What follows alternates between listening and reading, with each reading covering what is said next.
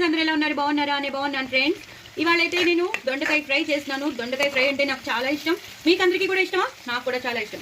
So దొండకాయ fry ఎప్పుడు నార్మల్గా ఉప్పు కారం వేసుకోకుండా ఇవాళైతే నేను తగినంత నూనె వేసుకున్నాను.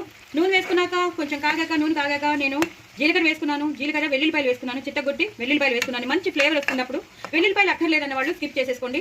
ఉల్లిపాయలు మాత్రం ఎక్కువ వేసుకున్నాను. ఇలా చూసారు కదా, మంచి ట్రాన్స్పరెంట్ కలర్లో వచ్చేసాయి ఉల్లిపాయలు. అలాగే కరివేపాకు కూడా వేసేసుకున్నాను. ఇప్పుడు నేను పసుపు వేసేస్తాను. పసుపు వేసేసి ఇలాగా వేయించేస్తాను.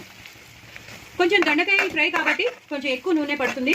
సో మనం చూసుకుని వేసుకోవాలి. మనకి సరిపోదని తెలిసిపోయినప్పుడు కొంచెం నూనె వేసుకుంటేనే బెటర్. సో ఇప్పుడైతే ఉల్లిపాయలు బాగా వేగిపోయాయి. ఇప్పుడు నేను దొండకాయ ముక్కలు వేసేస్తాను.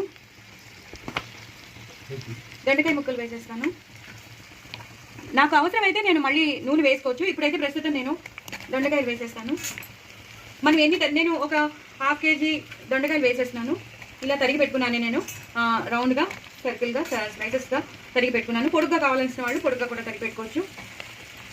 సో నాకు ఏది కంఫర్టబుల్గా ఉందో అది నేను తరిగాను. సో ఎన్ని కావాలో అన్నీ వేసేసుకుని నేను వేయించేసుకుంటాను. కొంచెం టైం పడుతుంది. దొండకాయ మాత్రం చాలా టైం తీసుకుంటుంది. కింద నుంచి పైకి, పై నుంచి కిందకి నేను వేయించేసుకుంటాను. నేను లెఫ్ట్ హ్యాండ్తో చేస్తున్నాను. మీకు తెలుసు కదా, నా చెయ్యి ఫ్రాక్చర్ అయింది. సో ఇబ్బందిగా ఉంటుంది నాకు. సో సహకారం అంతా తీసుకుంటున్నాను. బట్ ఒకసారి ఇలా మనం చేసేసామనుకోండి, మిగతాది వాళ్ళు చేసుకుంటారు. ఫస్ట్ స్టార్టింగ్ మనం చేసి ఇచ్చేస్తే వాళ్ళకి తెలిసిపోతుంది. సో ఇలా ఒక నిమిషం కాదండి, 2-3 విడతలు పడుతుంది.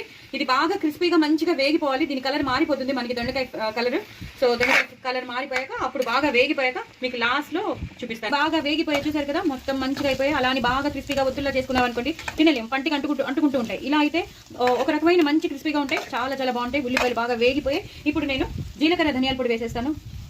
ఒక చేత్తో చేసిన ములాంచి ఒక్కసారి అడ్జస్ట్ అయిపోండి. అలాగే తగినంత ఉప్పు వేసేస్తాను. ఈ ఫ్రైకి సరిపడా ఉప్పు వేస్తాను. మీకు రుచికి తగినంత మీరు వేసుకోండి. అలాగే కారం వేస్తాను. ఇంకేం వేయక్కర్లేదండి, మనం ఎలాగో ఇందాక కరివేపాకు వేసేసాం. ఈ ఫ్రైకి తగినంత కారం వేసేసుకుని ఇలాగా మనం పైనుంచి కిందకి, కింద నుంచి పైకి కలిపేసుకోవాలి. చూసారు కదా, ఎంతో టేస్టీగా ఉండే ఆ వెల్లుల్లిపాయల ఫ్లేవర్ వస్తూ ఉంటుందేమో, అదిరిపోతుంది. ఎంతో టేస్టీగా ఉండే దొండకాయ ఫ్రై మనకి రెడీ అయిపోయింది. ఉల్లిపాయలు వేసుకుని చేసుకుంటే చాలా బాగుంటుంది. ఉల్లిపాయలు అక్కర్లేని వాళ్ళు స్కిప్ చేసేయచ్చు. వెల్లుల్లిపాయలు అక్కర్లేని వాళ్ళు కూడా స్కిప్ చేసేసి సేమ్ ప్రొసీజర్ ఇలా చేసేసుకోండి. ఇలా కలిపేసుకోండి. చూసారు కదా ఎంత బాగుందో, చాలా చాలా టేస్టీగా ఉంటుంది. లాస్ట్లో మాత్రం కొత్తిమీరతో గార్నిష్ చేసేసుకోండి. ఇలా సన్నగా తరిగిన కొత్తిమీరతో మీరు గార్నిష్ చేసేసుకోండి. ఎంతో టేస్టీ అయిన దొండకాయ ఫ్రై ఉల్లిపాయలు వేసినది రెడీ అయిపోతుంది. చాలా చాలా బాగుంటుంది. సైడ్ డిష్గా పనికొస్తుంది, లేదా మెయిన్ కోర్స్ అయితే అదిరిపోతుంది. నాకైతే చాలా ఇష్టం. మరి మీకు కూడా ఇష్టం కదా, తప్పకుండా లాంగ్ వీడియోస్ చూడండి, స్కిప్ చేయకుండా చూడండి, వ్యూస్ పెంచండి, అలాగే సబ్స్క్రైబర్స్ని కూడా పెంచండి. బాయ్ అండి.